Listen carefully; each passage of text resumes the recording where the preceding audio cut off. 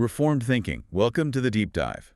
Today we are undertaking an intense observation of the inner life of an 18th century missionary, David Brainerd. And our source material is his own journal, which was meticulously compiled and published by Jonathan Edwards. Right. And And we are looking at this simply as a historical account. This is really a minute-by-minute window into an intensely disciplined spiritual life. it all takes place during a time of, great religious revival in the American colonies and elsewhere. So what period does this cover, specifically? The documents cover a really intensely active year of Brainerd's vocation. It runs from his ordination in June 1744 through to June 1745. Okay. And the narrative gives us incredible detail on his operations near the Forks of Delaware, and then these strenuous treks to Susquehannah and later into New Jersey. So what's our task here? What are we trying to understand in this deep dive? Well, our task is to comprehend the immense discipline he applied, the sheer physical hardships he encountered, and, the core theological premises that framed his ministry. His ministry among the Delaware and other Indian tribes. Exactly. And we'll be studying this persistent internal conversation within Brainerd, this constant awareness of his personal failing, what he called his corruption and vileness, and how that's balanced against his absolute reliance on God's sovereign grace for any possibility of conversion among the heathen. What strikes you right off the bat is just the extreme level of self-scrutiny he imposed, and of course the harshness of his physical condition. Oh, constantly. We witness a man just constantly fighting debilitating illnesses. Fever, sickness, intense pain, general weakness. And at the same time, he's attempting the difficult logistical task of translating the gospel message, trekking through what he calls hideous wilderness. Yeah. And directly confronting these deeply rooted pagan rituals.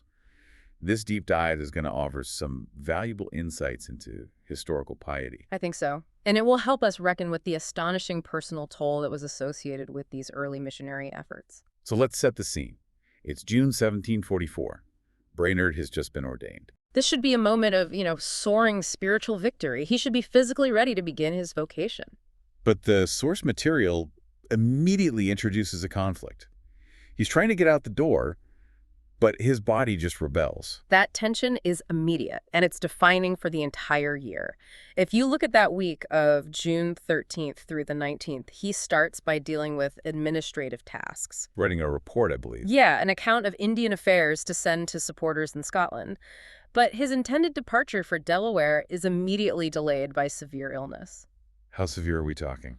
Well, on Thursday, June 14th, he tries to leave, but his pain increased exceedingly so that I was obliged to betake myself to bed. So he's bedridden. And he details a night where he was greatly distressed with pain and sickness, and he reaches a point where he was sometimes almost bereaved of the exercise of reason by the extremity of pain. Wow.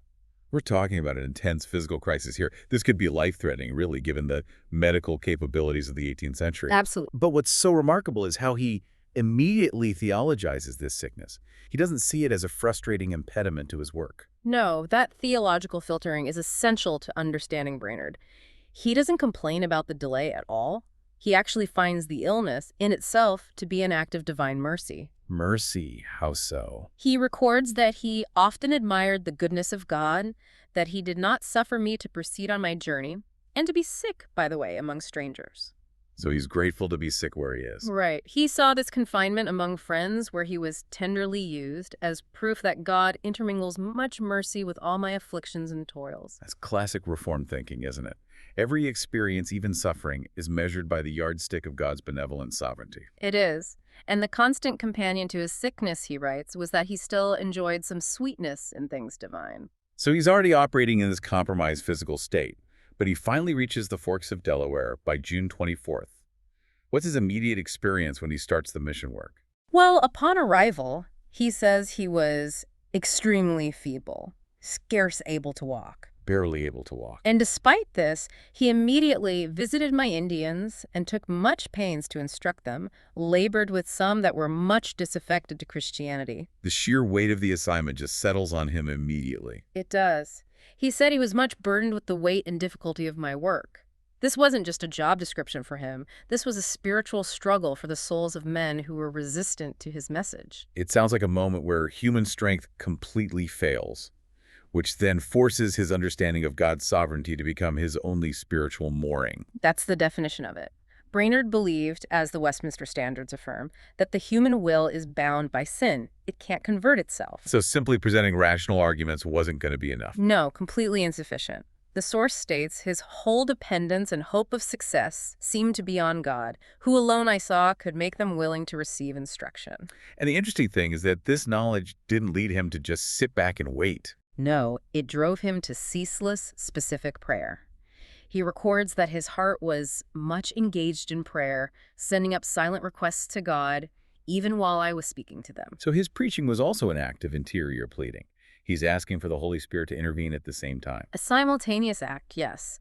He seems fully aware of how insurmountable the challenge was if you were to measure it only by human means. He's honest about that. Very. On June 25th, he writes that, "To an eye of reason, everything that respects the conversion of the heathen is as dark as midnight." If you just apply human logic, the language barriers, the cultural resistance, the religious traditions, it's a hopeless mission. It is. But this rational assessment did not breed despair in him. He states, "And yet I cannot but hope in God for the accomplishment of something glorious among them." The hopelessness of the task drove him not to human strategy, but to greater faith in God. Right, and his hope is immediately tested by logistical problems, specifically the difficulties of translation. The hurdles were just constant. They were. He spends a day, busy most of the day, in translating prayers into the language of the Delaware Indians. And the real obstacle was his aide. The interpreter. The interpreter was altogether unacquainted with the business.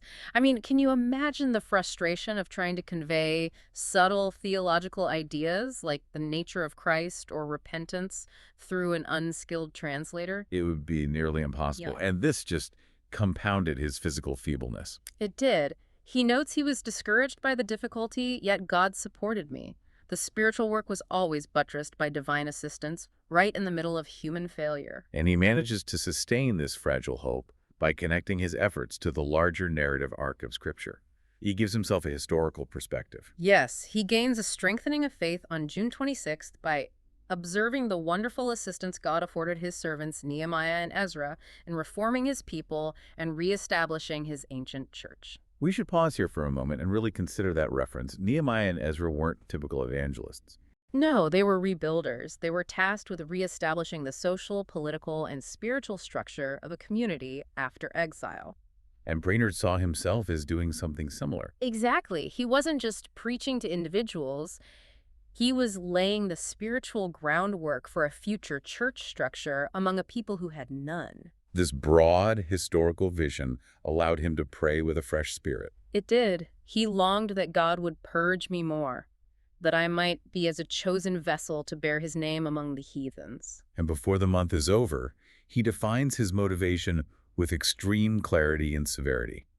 He sets the standard against which he'll measure every single thought for the rest of the year. He does. He requests that God remember the cause was not mine, which I was engaged in, but it was his own cause, and it would be for his own glory to convert the poor Indians. He is so adamant about his purity of motive. Yes, adding that he felt no desire of their conversion, that I might receive honor from the world, and this confession is vital. Why is it so vital? Because it means that if he later detects even a hint of selfish desire, pride in success, comfort in a good performance, he will judge himself a failure, regardless of the external results. That stringent standard of motivation immediately kicks off this intense inward struggle that is, a signature of 18th century piety. It is. His theology demands spotless purity of purpose, but his reality, his own consciousness, constantly reminds him of his inner failing. This is the critical dialectic. Right. The end of June and the beginning of July show this constant psychological warfare. His great fear was admitting a vain thought, because a distraction like that threatened to dissolve the sense I then had of divine things. He longed for an abiding heavenly temper. What did he mean by that? He meant a steady, consistent state of spiritual elevation and focus. And on July 1st, we get a perfect snapshot of this internal back and forth when he heads out to preach. He starts in darkness, but he ends in light. The day is completely bifurcated. He starts the morning in utter confusion, plagued by wandering, vain thoughts. He describes writing to the Indians with a heavy heart. He feels exceeding restless and perplexed. And filled with shame and confusion before God. He applies this severe rhetoric to himself, thinking he was more brutish than any man and deserving of being cast out of God's presence. So he performs his forenoon preaching without any heart. His external work continues, but internally he feels like an abject failure. But then the afternoon service turns everything around, and it suggests the operation was entirely external to his own striving. A sudden, clear intervention of grace. It was. He writes that God helped him address the Indians with a spirit of love and warmth and power. He felt enabled to plead with them to turn from all the vanities of the heathen to the living God. And the external response confirmed it. It did. He was persuaded the Lord touched their consciences, and he never saw such attention raised in them before. The moment immediately following this successful sermon is an essential section of the journal. This is his great act of self-consecration on the ride home. He describes spending the entire 3 miles back in prayer and praise to God, and he stops, specifically, to dedicate himself to God again with great solemnity and unspeakable satisfaction. He explicitly renews his missionary vocation without any exception or reserve. It's total surrender. It is. He confirms his dedication by calling out, "Lord, to thee I dedicate myself. O accept of me, and let me be thine forever. Lord, I desire nothing else. I desire nothing more." He's attempting to match the sovereignty of God with a comprehensive, exclusive dedication of his life. And the physical description of this moment is, well, it's harrowing. He describes a literal physical collapse following this spiritual peak. It's crucial because it shows Brainerd's whole system, his body and soul, was engaged in this spiritual battle. Exactly. He writes that his body was considerably overcome, noting that his physical nature had been very weak of late and much spent. The physical symptoms are so specific. They are. His fingers grew very feeble and somewhat numb, and when he dismounted, he could hardly walk. My joints seemed all to be loosed. This is profound exhaustion. Yet the contrast is that he felt abundant strength in the inner man. Right. The dedication was a total person event where physical energy was consumed in the process of gaining inner spiritual strength. But after achieving this high point, he immediately cycles back to spiritual self-condemnation.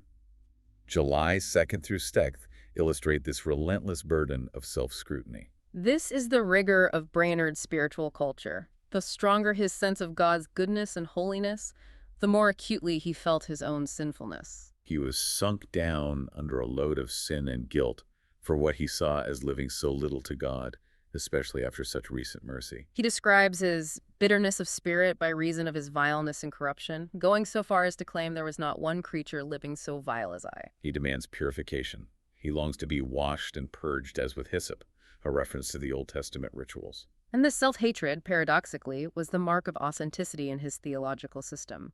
Only the spiritually sound could recognize the true depth of their own depravity. And we see a very specific shift in his desires here. He begins to want holiness, less for his personal comfort in heaven, and more for his utility on earth. This reorientation is a critical development in his thinking during this year. He notes that last year his longing was often to be prepared for a world of glory and speedily to depart out of this world. But now, all my concern almost is for the conversion of the heathen, and for that end I long to live. So his desire for holiness is reframed entirely around his vocation.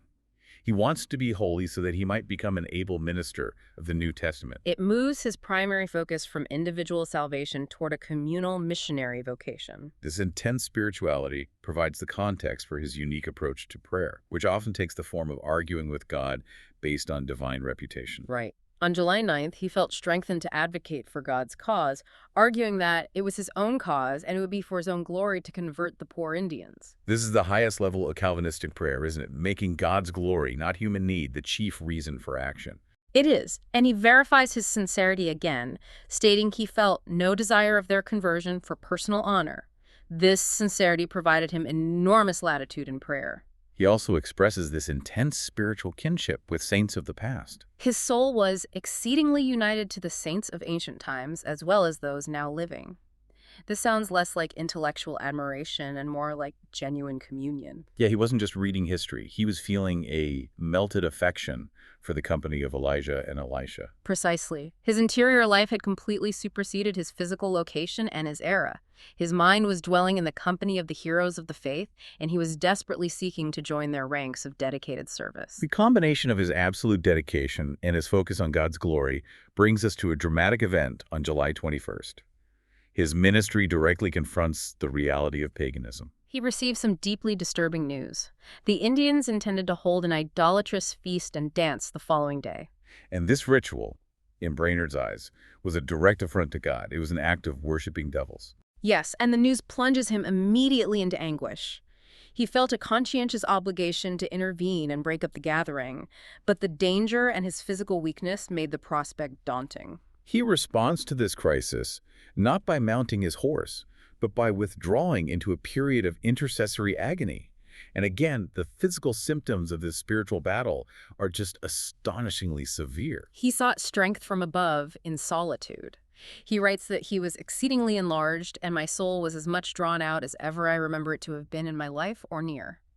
And this level of intense, fervent prayer translated directly into physical output. It did. He pleaded with such earnestness and importunity that when I rose from my knees, I felt extremely weak and overcome. I could scarcely walk straight, my joints were loosed, the sweat ran down my face and body, and nature seemed as if it would dissolve. A modern reader might struggle to comprehend prayer causing physical dissolution. What does this tell us about his conception of spiritual warfare? For Brainerd, this wasn't mere meditation. It was a physical grappling with invisible forces. His theology taught him that the conversion of the heathen required God to overcome the spiritual resistance of Satan, and his prayer was the instrument by which he pressed this cosmic war. So the body's exhaustion was the proof of the soul's exertion in battle. It was.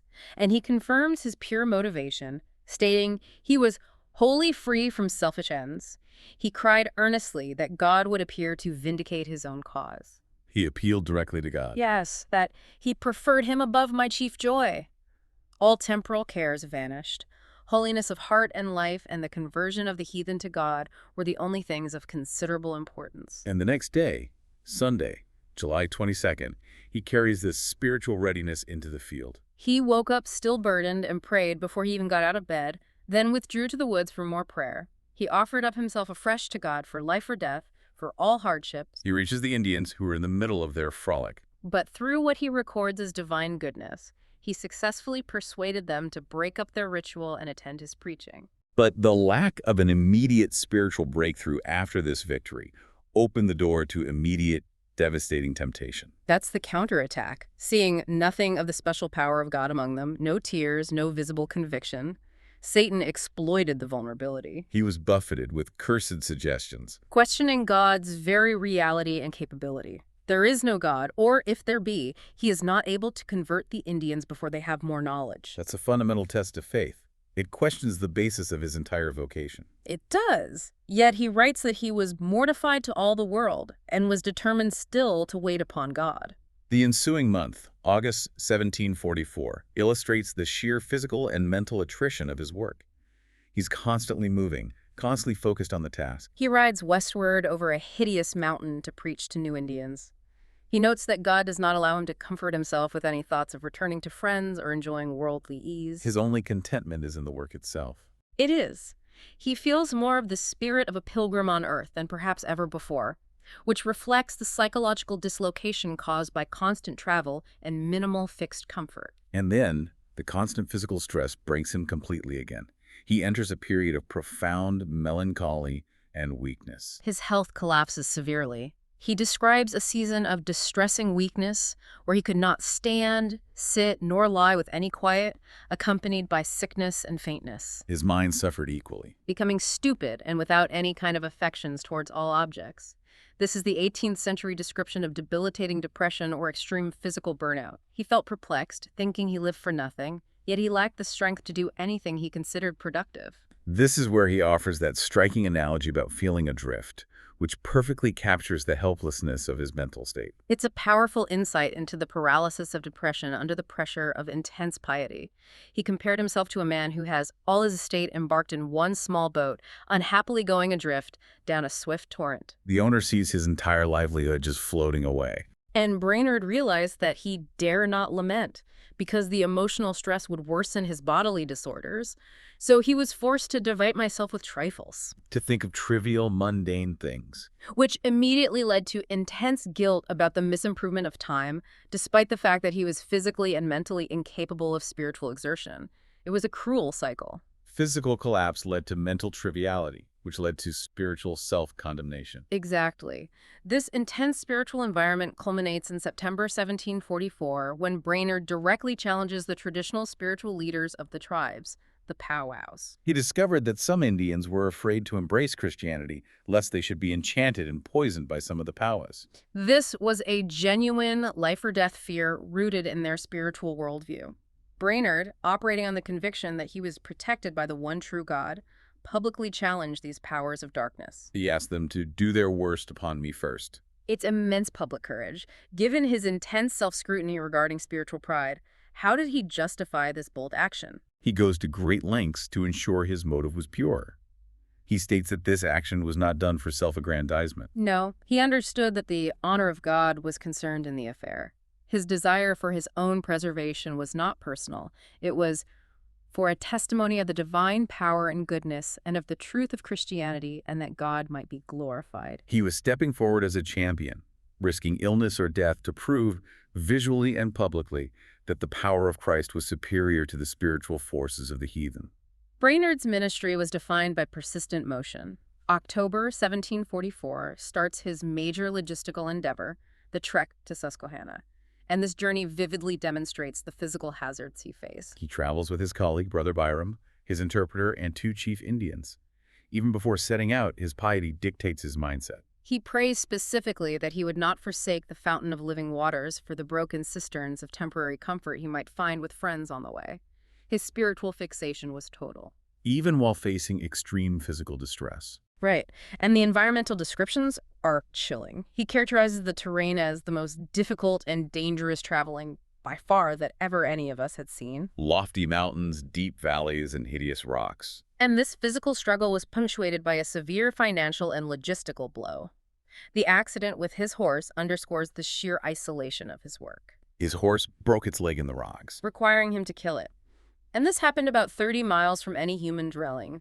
For a missionary dependent on mobility, losing a horse was catastrophic. It was his sole means of transport. It was. Brainerd, characteristically, immediately finds a spiritual lesson. He writes that he admired the divine goodness to me, that my bones were not broken. He interpreted the hardship as a means to wean me more from the earth and make thoughts of heaven sweeter. And he and his companions lodged in the open woods, making crude shelters of bushes or barks, and were sometimes encircled by howling wolves, a constant and immediate threat to their lives. After this harrowing trek, he finally reaches Susquehanna River and preaches to about a dozen Indian houses. What were the results there? They received him well initially, inviting him back for more instruction. He preached both times he was asked and felt he spoke with a good measure of freedom. But the internal refrain of his theology remained central. Always. He was exceeding sensible of the impossibility of doing anything for the poor heathen without special assistance from above. He leaves the outcome completely to God. And even when preaching to new audiences, his internal life continued to be plagued by distraction and self-reproach. He struggles intensely with a lack of spiritual fixedness and intenseness. For the 18th century Puritan or Reformed individual, spiritual health was measured by the sustained, exclusive focus of the mind upon God. Fixedness meant the mind was anchored. And Brainerd confessed he could not keep any spiritual thought 1 minute without distraction, which caused him anguish of spirit. And he cries out, "Oh, my soul, what death it is to have the affections unable to center in God." This inability to concentrate felt like a spiritual death sentence. Because it meant his heart was still chasing temporal satisfaction instead of divine truth. The isolation and cold of the wilderness intensify his self-mortification as winter approaches. November sees him dangerously lost. On November 22nd, he loses his way, wandering over rocks and mountains, down hideous steeps, and through dangerous swamps. He was much pinched with cold and distressed by extreme pain and sickness. He nearly gave up on finding shelter. But when he finally does find refuge, the same spiritual analysis applies. Such fatigues and hardships as these serve to wean me more from the earth, and I trust will make heaven the sweeter. Every adversity is a tool for sanctification. This constant expectation of death seems to have been a source of genuine comfort for him. It was a consistent, profound solace. The thought of his journey's end and of my dissolution was a great relief under my sharpest trials. He looks at a corpse and longed that my time might come to depart, that I might be with Christ. He sees these thoughts frequently with great joy, noting they are seldom attended with terror or melancholy. His longing for death was motivated by a desire to escape the dullness and barrenness of his mortal life. And to be made forever active in the service of God, escaping the distraction and corruption he constantly felt. In December, He dedicates himself to isolation, building a small cottage for the winter. Hmm. But that isolation does not shield him from the discouragement of apparent failure among his congregation. On December 4th, his spirits sink when most of his people choose to attend an idolatrous feast and dance, despite all his efforts. This direct rejection drives him to a critical spiritual exercise. A day of secret fasting and prayer. Yes. And he lists 4 primary drivers for this fast. First, his own extreme barrenness, the lack of fruitful spiritual affections in his soul. Second, the fresh idolatry of his Indians. Third, the intimidating greatness of his missionary task. And finally, the persistent power of some particular corruptions he was still fighting. Through this rigorous act, he gained a clear conviction of my sinfulness. It's fascinating that the sins he identifies aren't obvious moral failures. They're subtle forms of spiritual selfishness, even in his pursuit of God. That's the measure of his refinement. He identifies 2 particular sins that haunted him. The first was seeking happiness in earthly objects when God withdrew. Meaning, he would seek comfort or distraction in created things, rather than waiting patiently for God. Right. And the second was being impatient for death, out of despair of accomplishing any good work in life. He saw that even his desire for the bliss of heaven could be corrupted by a selfish impatience to escape suffering. His heart appeared to him like a nest of vipers. And he cried out to be purified by the blood of sprinkling, a reference to Christ's atoning work applied to cleanse sin. The highest point of this spiritual exercise is his radical resignation, a total submission to God's glorious will, regardless of his own salvation or comfort. This is the high watermark of his theological stability. He felt his soul rejoice that God is unchangeably happy and glorious, that he will be glorified whatever becomes of his creatures. Which means he could truly rejoice in God's perfection, even if he, David Brainerd, were damned. Because God's glory remains the ultimate good. He persevered in prayer until evening, forgetting food, because the sheer weight of needing divine help overcame all physical necessities. After months of agonizing struggle, physical pain, and internal scrutiny, the first public, documented signs of spiritual movement among the Indians at the Forks of Delaware finally appear toward the end of 1744. This moment occurs on December 18th. He's preaching, and initially he describes the feeling as without any power, but then he feels some fervency. God helps him speak with warmth. But the initial instrument of conviction is surprisingly localized. It was the interpreter who was amazingly assisted. Brainerd perceives the Spirit of God upon the interpreter, though he carefully clarifies that this assistance manifested as powerful conviction, a recognition of his lost state, not necessarily true saving grace. And this conviction in the interpreter dramatically changed the presentation of the message. It did. The result was that presently upon this, most of the grown persons were much affected and the tears ran down their cheeks. This included an old man, whom Brainerd estimates at 100 years old. This taste of external success instantly returns him to his core discipline of fervent prayer and thanksgiving. He spent the whole evening in prayer and thanksgiving, feeling much enlarged and quickened. His immediate concern was weighty. He desperately prayed that the work, which seemed begun, would be carried on with power. To the conversion of souls. Exactly. For the next week, he found himself frequently praying with cheerfulness and hope for his congregation. A few days later, on Christmas Day, even when physically weakened by lack of sleep, he finds his sustenance in contemplating God's independent perfection. He was delighted with the divine glory and happiness, rejoicing that God was God and that he was unchangeably possessed of glory and blessedness. This realization that God's blessedness is secure and immutable, regardless of his own status or success, was his strength. It was. He meditated on the parable of the fig tree in Luke 13.7, which spurred him to set before sinners their danger and sinfulness. It's evident that he wasn't solely focused on the Indians. He continued to minister to white settlements, and the sources note his seriousness in preaching. His style was characterized by what his contemporaries called close and distinguishing preaching, sermons designed to clearly delineate the saved from the unsaved, Forcing listeners to question their own spiritual state. Yes. In October, at the Irish settlement, he felt God helped him preach in a more close and distinguishing manner. Later, at Greenwich, preaching on Mark 8.34, he experienced great clearness and some sweet warmth. But immediately after recording the warmth of that sermon, he makes a frank confession about the lurking temptation in his own heart. This is the constant self-check. Right after detailing a successful preaching experience, he admits to struggling with spiritual pride afterwards. It shows the perpetual inward hazard. Even when God uses him effectively, His own corrupted heart is ready to take the credit. He notes that wandering thoughts and pride led him, during a day of fasting in January, to contemplate grand actions like writing, preaching, or converting heathens, that my name might live. This craving for human approval or a lasting legacy was, in his estimation, a grievous sin. And this struggle is intensified by persistent physical weakness and melancholy in January 1745. Yet, despite his overwhelming self-condemnation, he maintains a steady assurance regarding his standing before God. This is the great paradox of Brainerd's piety, and a crucial distinction for the listener. It is. On December 16th, when he was so burdened with dejection he knew not how to live, he states he had no distressing doubt about my own state, but would have cheerfully ventured into eternity. So his emotional and psychological feelings might tell him he was vile and useless. His subjective experience was despair. But his objective faith, founded on God's promises, maintained his assurance of justification. When the physical and mental gloom finally lifts, his spiritual vitality returns with immediate force, confirming the interplay between his body and his soul. On January 9th, God was pleased to remove that gloom. The change is immediate and comprehensive.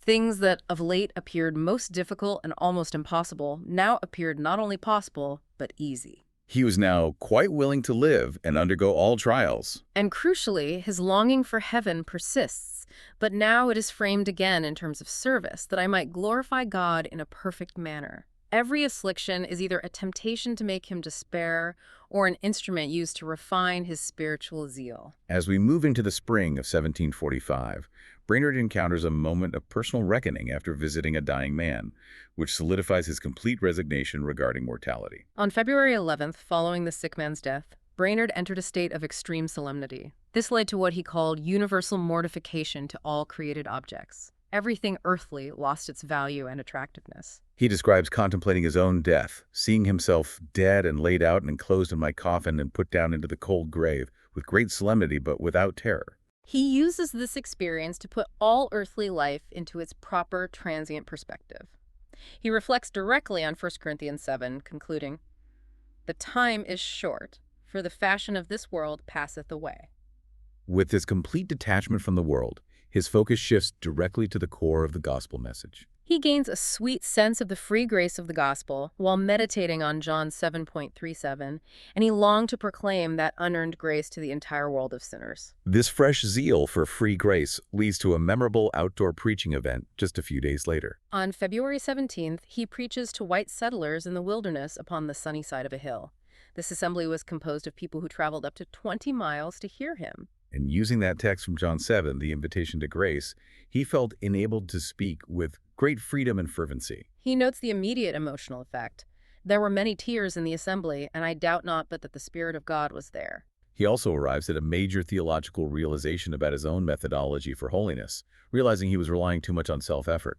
On February 24th, preaching on John 6.67, he finally realizes he had been too much laboring for spiritual life, peace of conscience, and progressive holiness in my own strength. He was trying to produce what only God could grant. Right. God showed him the arm of all strength and the fountain of all grace. This was a breakthrough moment. He recognized that backsliding souls could return to Christ without anything to recommend them. Confirming the sufficiency of God's grace alone, independent of human striving. Exactly.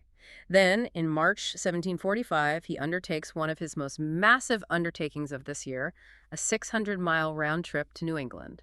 This was driven by a profoundly practical need. It speaks to the isolation he faced. It does. He took this extended trip primarily to contrive how to raise some money among Christian friends in order to support a colleague with me in the wilderness. After 2 years in draining isolation, the need for another laborer was severe. The physical and mental strain of being completely alone, coupled with constant illness, meant that the spiritual zeal required a practical, structural solution, the form of companionship and shared work. And the logistical scale of this 600-mile journey, taken while still frequently ill, just gives perspective to his dedication. His return journey puts him at the center of two major sacramental seasons, occasions for large public spiritual gatherings showcasing his most visible ministry successes. The first was at Abington, April 2022. A sacramental occasion following the Church of Scotland method. Preaching on Matthew 5.3, "Blessed are the poor in spirit," the assembly was sweetly melted and scores were all in tears. He notes he was physically exhausted afterwards. His spirits, much exhausted, so that I could scarcely speak loud.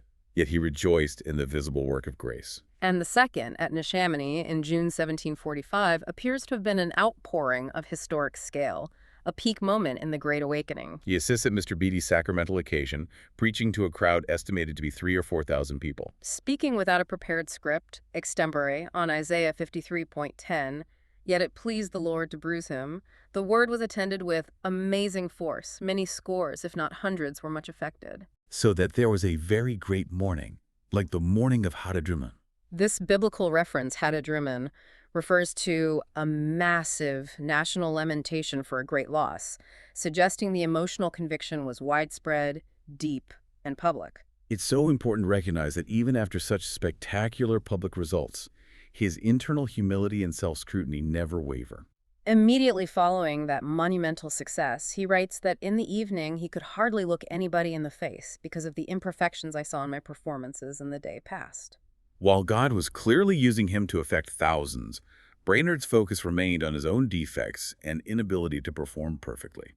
This relentless self-condemnation was not self-pity, but a measure of his aspiration for divine standards. And almost immediately after this high point, he undertakes yet another dangerous missionary trip, which nearly proves fatal. In May 1745, he travels again to Susquehannah, covering about 340 miles, including 100 miles by river, visiting 7 or 8 distinct tribes, The hardships were unrelenting. lodging on the ground, sleeping in the open air, and then suffering a logistical disaster when their horses ate poison, forcing him to travel on foot until he found a bark hut. The wilderness nearly claims his life during this trip. He falls critically ill with an ague, a fever, and severe internal pain, attended by a significant loss of blood. He truly thought he would perish in the wilderness. He spent a week without proper sustenance or medicine before he could gather enough strength to ride home. This critical period confirms that Brainerd's life was a sequence of brief spiritual victories punctuated by continuous physical peril and suffering. He closes out this strenuous year by commenting on the refreshing sense of true fellowship. After the emotional intensity of Neshaminy and the physical trauma of his journey, he converses with Christian friends, stating they are the excellent ones of the earth in whom is all my delight. He treasures those who love to feed on the kernel rather than the shell. Indicating his desire for genuine, substantive spiritual communion after so much solitary rigor and the trivial distractions of the outside world. Reflecting on this intense year documented in the diary, we're given a stark picture of a life lived at maximum spiritual tension. Physically frail, geographically isolated, yet sustained by an inner reservoir of devotion.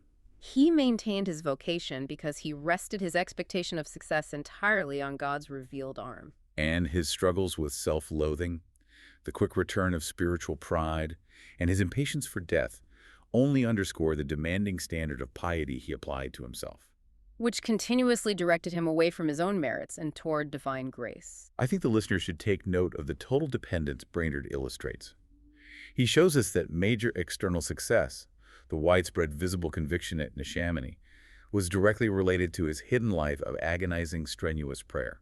Right. The physical exhaustion he chronicled following his most fervent intercessions, like when his body nearly dissolved on July 21st, is a visible marker of the spiritual battle being conducted for the souls of the heathen. His relentless concentration on God's glory, even above his personal well-being, demonstrates the core theological engine driving him. Soli Deo Gloria, glory to God alone, in the feebleness, the fever, and the forest. Brainerd prayed constantly for the capacity to live to God with the activity of the angels, yet God continually provided him with the brutal lesson of dependence through sickness and sin.